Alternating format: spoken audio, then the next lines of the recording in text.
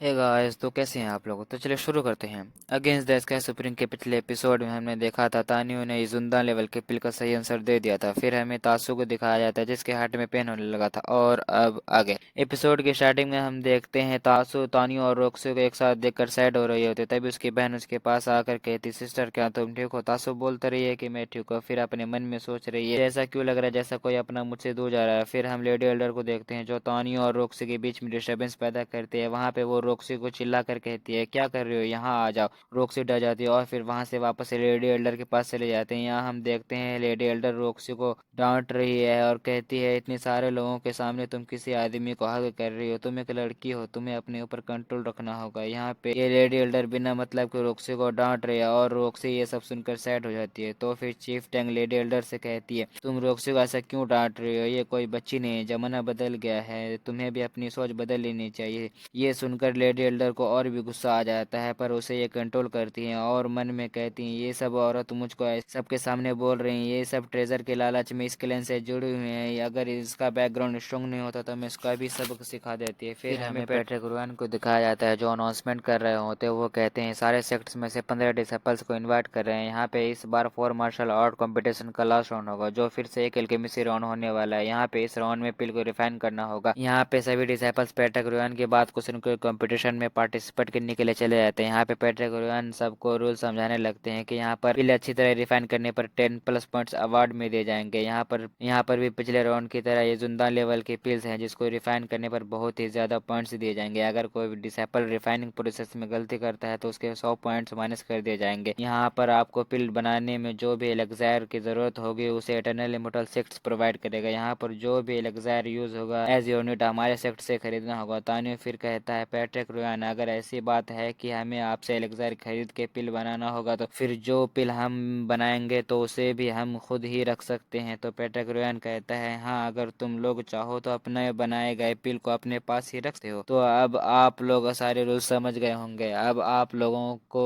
जो भी एलेक्सायर चाहिए उनके नाम लिखकर मुझे दे दो। आप लोगों को जो भी एलेक्सायर चाहिए हमारे क्लैंस के मेंबर वो सभी एलेक्सायर आपको ला कर दे देंगे। फिर हम देखते हैं सारे डिसाइपल्स अपने अपने स्क्रॉल निकाल कर उन्हें जो भी एलेक्सायर चाहिए उनके नाम लिखने लगते हैं। तभी ये पैलेस मास्टर को दिखाया जाता है जो कि ये सब कुछ देख कर कह रही हैं, हुआंगफू सेंगजुंग क्लैन के 15 हुआंगफू सेंगजुंग क्लैन के जितने भी डिसाइपल्स हैं अगर उनमें से तानियों को हटा दिया जाए तो उनमें ऐसा कोई भी नहीं है जिसका एल्केमिसी आर्ट उतना अच्छा हो। यहाँ पे हमारे सोल इमोर्टल पैलेस से सारे डिसाइपल्स हुआंगफू सेंगजुंग क्लैन के सुपीरियर हैं। इसलिए मुझको लगता है यहाँ पे इस राउंड में हम लोगों के सेक्ट का एक चांस बनता है। ये सारे इस कंपटीशन में एक गेम चेंजिंग राउंड हो सकता है जिससे कि हमारे 14 डिसेपल्स ज्यादा पॉइंट्स करके हुआंगफू सिंगजोंग क्लैन को पीछे कर दें। यहाँ पर हुआंगफू सिंगजोंग क्लैन के डिसेपल्स के पास भी उनका स्क्रॉल आ जाता है। तानियो स्क्रॉल को पकड़कर थोड़ा सा सोचता है तो फिर लॉर्ड जेंटा इन लोगों को कहते हैं, हुआंगफू सिंगजोंग क्लैन के सारे डिसेपल्स आप लोगों को जिस तरह का भी बिल बनाना है उनमें यूज होने वाले एलेक्सायर के नाम लिख दीजिए। आप लोगों को पैसे की चिंता करने की कोई जरूरत नहीं है। और फिर सभी अपने अपने स्क्रॉल से एल्डर को दे देते हैं जो उन सबका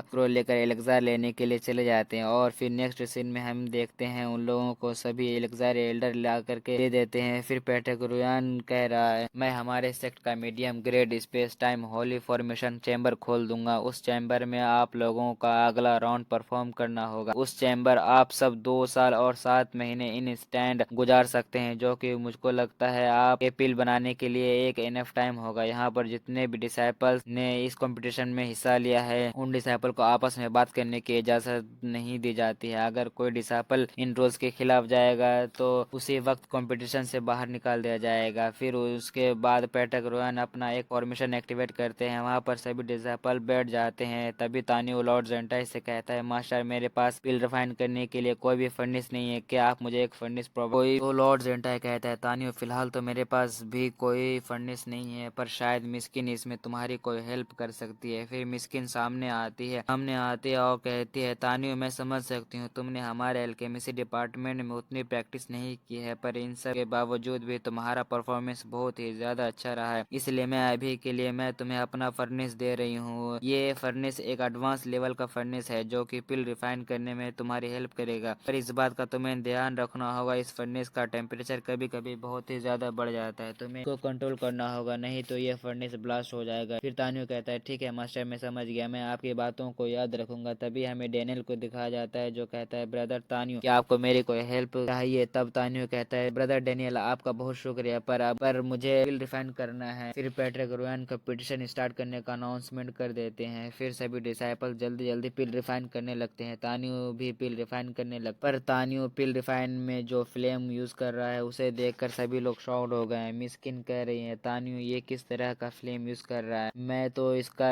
लेवल भी चेक नहीं कर पा रही हूँ। फिर लॉर्ड जेंटाई तानियो को गुड लक कहते हैं और मिस्किन भी तानियो को पिल रिफाइनिंग के लिए कुछ सजेशन देते हैं। फिर तानियो मिस्किन को सजेशन देने के लिए थैंक्स कहता है और फिर पिल रिफाइन करने लगता है। फिर हमें सभी डिसाइपल्स को दिखाया जाता है जो अपने अपने पिल्स बना रहे होते हैं। तभी हमें रेडी एल्डर को दिखाया जाता है जो तानियो के पिल रिफाइनिंग प्रोसेस को देखकर थोड़ा शॉक्ड हो गई है और कह रही है तानियो अभी जिस प्रोसेस का यूज कर रहा है उसको देखकर लग रहा है जैसा कि तानियो 5th लेवल का आर्टिफैक्ट मास्टर है। तानियो इतना कुछ कब सीख गया? तभी हमें सभी डिसाइपल्स को दिखाया जाता है जो कि पिल रिफाइन कर रहे हैं और पिल रिफाइन करते करते काफी दिन गुजर जाते हैं और ये सब देखकर डैनियल परेशान हो गया और कह रहा है तानियो ब्रदर पूरे 3 दिन बीत चुके हैं, यहाँ पे आप लोग और कितना टाइम लगाओगे? तब हमें पता चलता है कि यहाँ पे जितने भी डिसाइपल सभी ने अपना अपना पिल रिफाइन कंप्लीट कर लिया है। यहाँ पे तानियो ही है जो अभी तक पिल रिफाइन कर रहा है। फिर तानियो कहता है डैनियल मुझे कुछ और वक्त लगेगा, मेरा पिल लगभग रेडी हो ही गया। यहाँ पे पैट्रिक रोयान तानियो का मजाक उड़ाते हुए कहता है पिल बनाने में देरी लगेगी ही क्योंकि इसने कभी एल्केमिस्ट्री सीखी ही नहीं है। एल्केमिस्ट्री सीखने के लिए काफी प्रैक्टिस करनी पड़ती है, कोई भी ऐसे उठकर आकर पिल रिफाइन नहीं कर सकता है। नॉलेज रहने से क्या हुआ, पिल रिफाइनिंग उससे भी ज्यादा मुश्किल काम है जो सबके साथ साथ बहुत ही ज्यादा एक्सपीरियंस भी लगता है। पैट्रिक रोयान लॉर्ड जेंटाई से कहते हैं आपको इस डिसेबल को रिप्लेस कर देना चाहिए क्योंकि मुझे नहीं लगता है कि ये पिल भी बना पाएगा। फिर हम तानियो को देखते हैं जो और भी एलेक्सायर को पॉट से निकाल कर अपने फंडिस में डाल रहा होता है, जिसको देखकर यहाँ पे सभी लोग शॉर्ट रह गए हैं। यहाँ पे चीफ टैंक मिस्किन पर चिल्लाते हुए कहती है ये क्या हो रहा है, क्या सच में तानियो को पिल रिफाइन करने नहीं आता है? चीफ टैंक की यह बात कहती है, यहीं पे एपिसोड खत्म हो जाता है। तो गाइज अगर आपको मेरी एक्सप्लेनेशन और फिर मेरी वीडियो पसंद आती है तो लाइक शेयर एंड सब्सक्राइब।